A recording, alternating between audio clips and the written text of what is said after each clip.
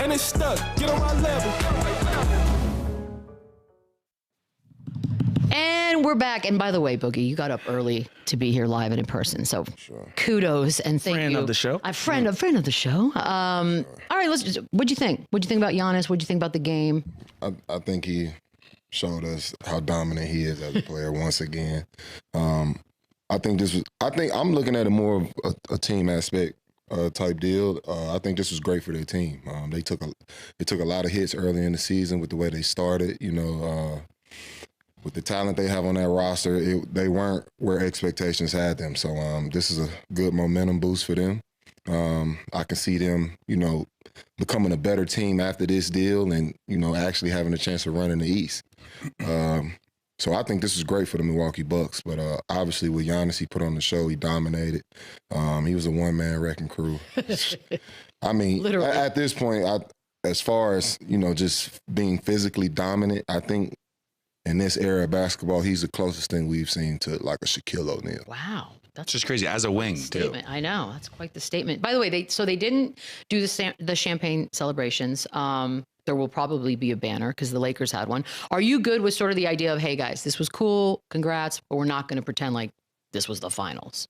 I mean, regardless of how, they try to spin it or put a narrative on it, it's going to be viewed like that by the player. So, but it's not to say it's not an accomplishment. It's almost like when you take it back to high school. I mean, you want to win your regional, and then you want to win state after that. So that's kind of how you want to view it. You got the Christmas tournament. You got the Christmas tournament, things like that. So, with that being said, everybody wants to win that region because it increases your chance of getting to that championship. It boosts your, your momentum, your ego, all of those things, your confidence to put you at that next level to compete for a championship. So, like I said, with the way Milwaukee started, this was great for them moving forward.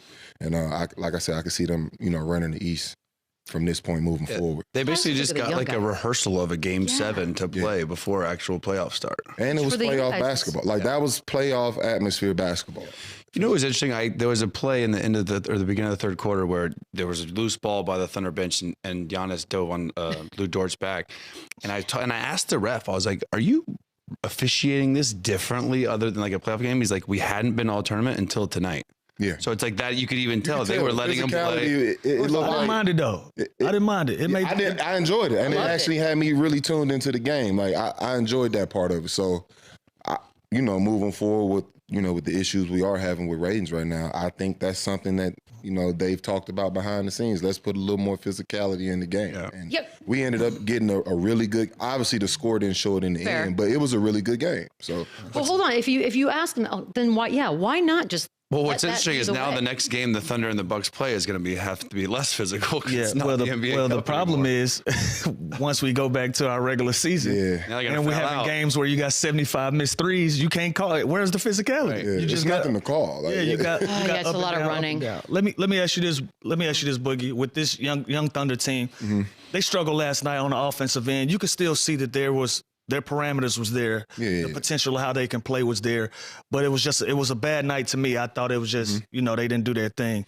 You still think they're championship contenders after that? Absolutely. Yeah. Absolutely. And this was, even though they lost, this is still a lesson for them to where they can, see what they need to work on and improve as a team. Yeah.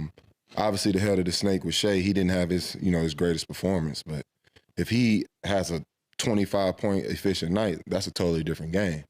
So, obviously the head of the snake didn't play up to par, but they're also missing a huge piece in Chet. Like, that's a huge piece for them. So, this team moving forward is scary in the West. I feel like every team in the West, when they see these guys this OKC team on the schedule, they're locked in and focused. Like, this isn't a team this isn't the old OKC. But you could tell, like, these young guys, they enjoy playing basketball they got with each joy. It's like that AAU. Yeah, they got that joy. They still love competing. In your career, it felt to me, I competed against you early on in your career. It felt like you were stressed out, but because you had so much expectation on you, man. It was so much on your shoulders. And I remember competing against you 4 times a year because I was out in the West by then. But it was just like, man. Early on in your career, was that the most joy that you had, or was it later when you realized what's going on and you can just relax? It was 2 spots in my career where I really, really had, I found that joy again. It was, that the year I blew my Achilles in New Orleans, that was that was a really joyful year for us. That was my first time, being on a team that was actually competing to make a playoff run. So that was a bright spot for me in my career coming out of Sacramento. And then obviously that year with the Warriors. I mean, it's hard not to play with joy playing with that much talent, on the floor. So, those 2 years were 2 years that really stood out for me. And, the joy was there for sure. Before that, the most fun I've ever had playing ball was at Kentucky. It was just... It's funny you said that. Yesterday we had Joakim Noah on. He said the most miserable he ever was when he made the most money. He's Absolutely. like, he had the most fun during the back-to-backs at Florida. He's like, that was the most joy I ever had playing basketball. Absolutely. But it's kind of something that doesn't really get talked about from our side. Once you cross over into being a pro, you learn quickly, this is a business. And that joy isn't quite the same, or it almost disappears. You see guys that have been in the league 15 years, and it's just like they're checking in like it's another day at work. That's the main thing I tell young guys. Like, they ask me, what's the difference between being an amateur and being a pro? I said, pro, you don't have the choice. You're going to wake up every day and play basketball, whether you want to or not. And then you got to sit there and possibly play behind somebody that ain't even as good as you. Absolutely. And they're going to get paid 3 times as much as you do. And you look at what are we doing? You know what I'm saying? Right. It just takes that out of it. But even like when I was in Memphis, I made the most money in my career, and I was damn near depressed. I was unhealthy. I was unhappy. It felt like everyone was against me. It was so it's not even, obviously the money is great, and I'm never going to say it's not, but when you're not playing and hooping and winning and competing the best you can, you're pretty miserable no matter how much I money feel like you're you're making. talking to America right now, and America's like, we hate our jobs. All of America's like, yeah, we totally get it. Listen, we ain't going to complain about the salary. I am just saying, but you want to be able to. It's a job. Yeah. But as athletes, our foundation is competing. Yeah.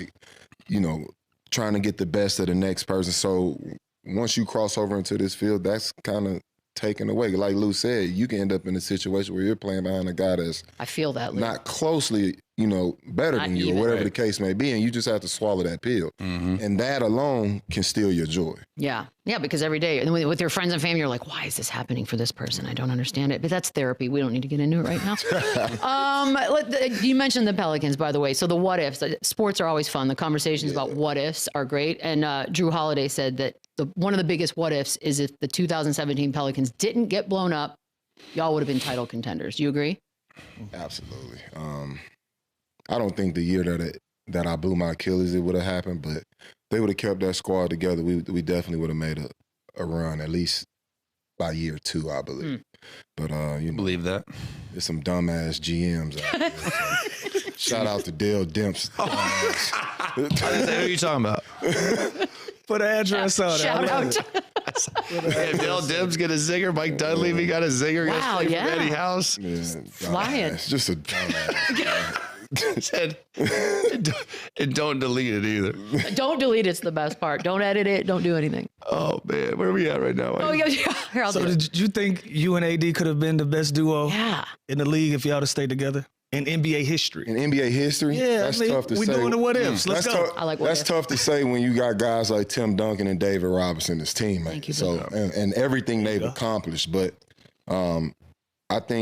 I think we could have been in the conversation, and I definitely think we had the talent to even be mentioned next to those guys. But obviously we ain't accomplished shit, so it's not really nothing to talk about. But I mean, from a talent aspect, I think we either 1A, 1B, or a close second. So For sure.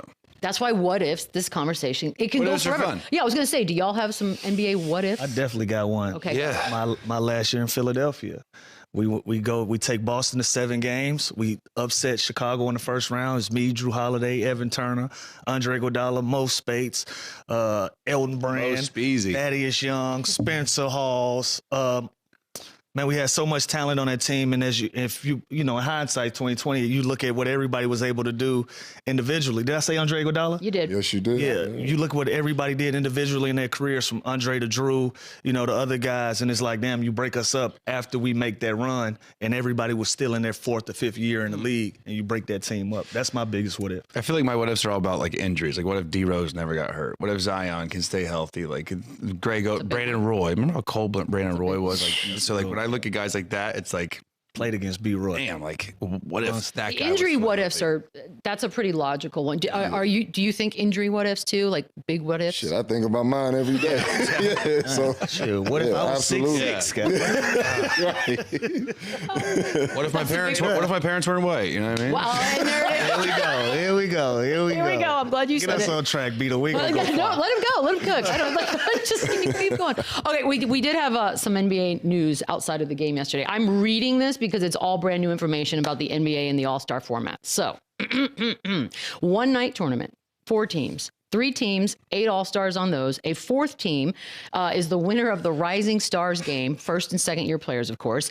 Each game will be played to 40 points, which could go fast. Winning team gets $125K per player. Okay, what do you think of the format? And we got a lot of opinions already on this thing in 24 hours. You know what this tells me right off the rip? This is that the All-Star lot. game sucks. Well, yeah, I mean, like, what are we doing?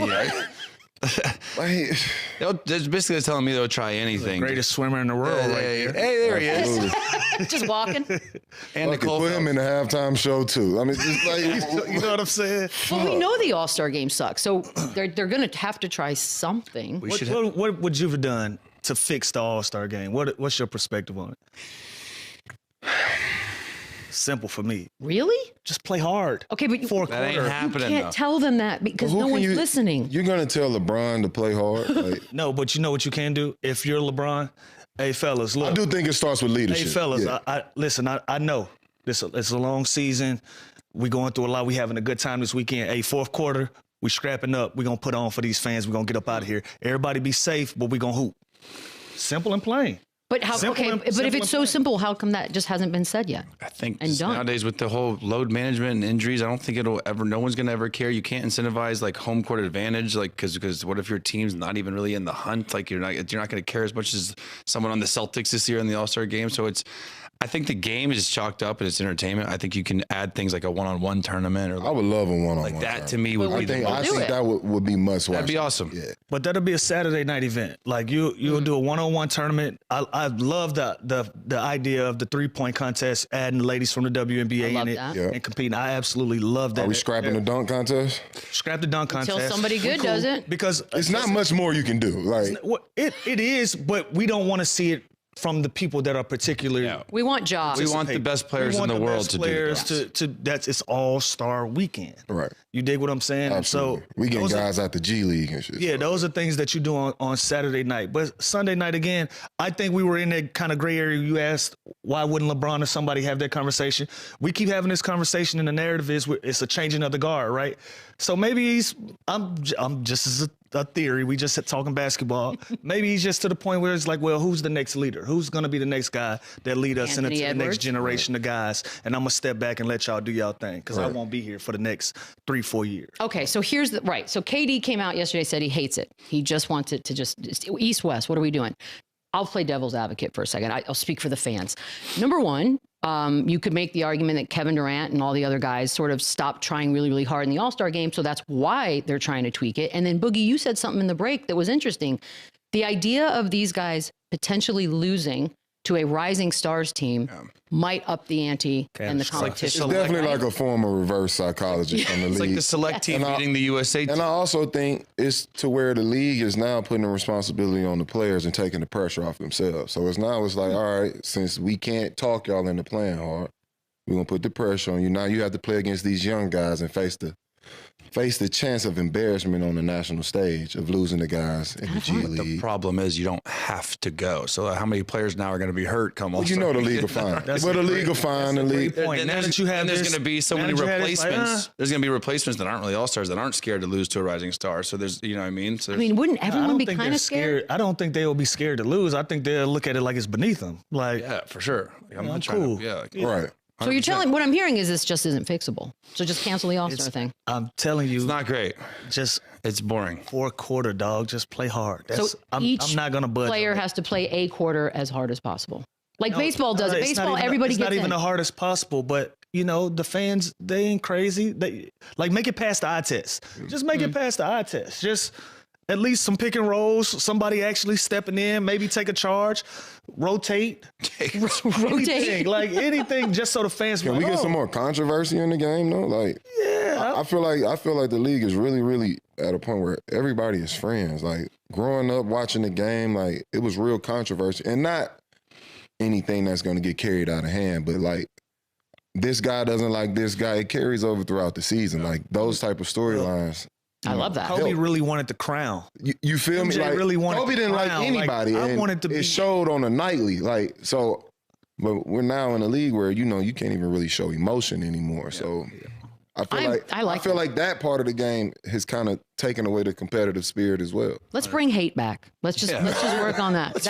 Let's fight. Everybody hate each other. Sleep with everybody's girls, and then maybe this will get some anger out there. I think we just fixed it. We've got into this era of duos and super teams. And right. There's not a lot of individual. I'm the best players. Like me and him are the best duo, or us three, we're the best team. Get back to a little bit of selfishness in the league. Okay. And I think that's where you'll get some of that competitive. We're working on it, league. We're working on it. All right, take a quick break. When we come back, more Boogie. Run it back. Just Run it hate. up. Then run it back. Run it back. Run it up. Are back with Boogie Cousins live in Vegas. Boogie, a mere 10 years ago, the Rockets led the league with 33-point attempts per game. Now, That's crazy. Now every single team averages over 30. Wow. Why? How? Like, do we like it? Do we hate it? Man, we've known that the league has always been a trendy league. And, once the Warriors, made their run, everybody converted to that style of play. But the difference is it was only one team with a Steph Curry, Klay Thompson, and at times Kevin Durant. It doesn't work for everybody. The closest team after the Warriors was Houston. Yeah. So I think that's part of the reason the game is where it's at right now. Outside of the Warriors, no other team, regardless of who they draft, who they build around, nobody has their own identity. So everybody's out there playing the same style of basketball when that style of basketball was built for two guys with a third being KD. Doesn't fit their personnel, but they're still just trying to keep up with the rest. Yeah, so that's why we get the results that we're getting. Even bad teams are shooting 30-plus threes a night. Like, it just doesn't make sense. So I think that's the results of, why we see the game the way it is, why it's so many threes. I mean, outside of the Warriors or Boston or teams with talent to do that every other night, it's ugly. So I think it's a huge concern. I think teams need to get back to finding their own identity. One thing that stood out to me about last night's game with Milwaukee is how they slowed down the pace. They almost played a half-court style of basketball, and you don't really see that in today's game anymore. But OKC had no clue how to deal with it. So it shows like you creating your own style of play, and they had to do that to make it work between Dame and Giannis, but them creating their own style of play against teams that play that same run and gun, shoot a lot of three, they destroyed OKC. Right. And it goes to show with your own playing style, you can create havoc. Mm-hmm. Are there fixes though? Like I heard an idea. I don't know if it's doable. You could cap the number of threes that count. So at a certain point, you're like, all right, you've hit your 20 threes. That's it. Don't even bother. No. I mean, I'm just thinking out loud. I heard it. I mean, when you think about a guy like Wemby, like, and you just think about everything he's good at, but then you go watch the game and he shot 9 threes a night. And it's like, all right, we know you can make threes, but we also know it's nobody on the floor that can match up with you. So why not take advantage of your advantages? Yeah. Instead of just standing out there shooting threes at 7-4, like it doesn't really make sense. But like I said, it goes back to the style of player where the league is. Everybody has the same identity. Yeah. You talk about taking advantage of your advantages, man. Jimmy Butler the other night, 35, 19, and 10, and 4 steals. By the way, only you, Jimmy, and George McGinnis are the only people with that stat line. And, I know, right? You guys are the only ones with that stat line, and he's interested in the Warriors and the Suns. Why you think he ready to call it quits with Heat culture? I think that relationship just ran its course. And you got to think about the personalities involved. If you know Jimmy, he's head honcho wherever he is, and then you think about a guy like Pat Riley, who also has that same mindset. So obviously they haven't found success as of lately. So I believe it's a clash, of two big dominant egos. So I think it's ran its course. I do think Jimmy will be able to find success down the line. If you the Suns, do you look into a swap for Jimmy for a big? Let me get it out. It should have been yesterday. And no disrespect to Bill, like it's just not a good fit with what you got going on with D-Book and Kevin Durant. Like I think Bill is an alpha. It never made sense. Yeah. It got a little better with them adding the point guard in the mix, but it still just doesn't make sense. Yeah. You add a guy like Jimmy Butler that can, play both sides of the ball, give you 15 to 20 points on a nightly basis, and guard the best player. That's a better fit next to a Kevin Durant and Devin Booker. So of all the teams, you like Phoenix the most over Dallas, over Houston, over the Warriors? I think he would be incredible in Dallas too, but with Kevin Durant and that build in Phoenix, I think he's also a perfect. You throw him in the Suns, I don't think he needs the ball as much. At all. And I think he's okay cool with doing the dirty work. Yeah. That's who Jimmy is. If you looked at him early in his career, that's exactly who he was in Chicago. Mm-hmm. So him going back to that role, I think they're a championship. And there's a clear-cut team. Pecking order there, you know what I mean? Yeah. So like they know this KD and Devin, and then Jimmy would have to figure out just how to fit into that, which he's clearly done. I think he's absolutely fine with. Yeah. That'd be kind of interesting to see. All right, De'Aaron Fox turned down max money, basically saying, look, team, I don't want to commit to you if you're not committed to winning. It just seems like a very logical strategy in one's career.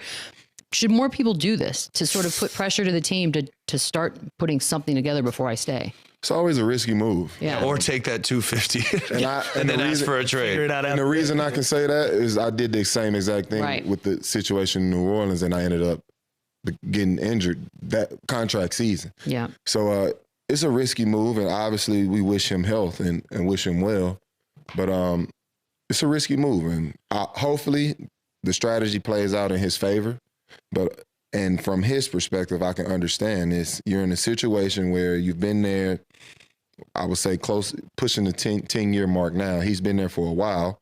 And, it's been the same thing every season. Mm-hmm. And obviously he can go make money wherever he decides to go. But you want to stay with your home team, but your home team isn't making the correct moves to take you to that next level. It's been mediocre year by year. So I can understand the frustration. And I was actually a part of that frustration being with that same franchise. So I really understand. So with that being said, he wants to win. He's ready to win. He's at that point in his career. And, this is just a strategic way of putting pressure on the team to make it happen. Boogie, last time we had you on here, we talked about the Zion situation down in New Orleans. He still isn't playing. You hear there's trade rumors. If you were a GM, what do you do in the situation? Do you kind of move off from him? Can you see him getting back to an all-star caliber player? Can he stay on the floor? What's your take there? Zion is, at this point in his career, he falls under that category where he's good enough to get you fired. Yeah. Wow. So that being said, if I'm a GM, I'm moving on. I'm making it somebody else's responsibility. At some point, and hopefully, I do think a trade for him is on the horizon, which isn't necessarily a bad thing. Hopefully, it's a reality check for Zion where he realizes his shit does stink. Mm-hmm. You know what I mean? So, and the reason he has so much talent, it's so much potential there. Like everybody wants you to reach your potential because we want to see you be a successful player. But I just don't think it's clicking in that area and in that franchise. So, I hope he can end up with a franchise like Miami or something like that where they're really strict on health and being in shape. And I think we'll see the best version of him. Yeah. So, I wish him success down the line, but it has to click at some point or they're going to move on. Yeah. On the flip side, it's like, what do you give up for him too with that risk of if he ever going to play again? Yeah. Is what you'll get back sort of hindered because of the injury history, and maybe some people don't think he takes some of that seriously. And it's almost, and it's like it's almost when you look at it, it's almost a simple fix. It's like all we're asking you to do is get in shape and stay in shape. Yeah. Right. That's it. Like beignets down there, boy. You know about them beignets. I already know. Yeah, but if it was only that easy. Don't even get me started on that part. And, I know, right? And I spoke on this before, but they didn't drafting this kid knowing there's a weight concern. You don't send him to a city like New Orleans. That's tough. It is tough. That is a tough town for food. I'm from Mobile, Alabama. New Orleans is like second home. Yeah. We go to New Orleans when we want to eat good. Tough. It's a lot. I mean, Ozempic is it's out there. Man, we're gonna. Oh wow! Does Ozempic show up on an NBA drug? No, it's doctors are cool with it. Let it rip. It's not rude. All right, we're gonna take a quick break. When we come back, the man who's the greatest swimmer on the planet, Michael Phelps, joins us next. My dog. Amazing. Hi. Run it up.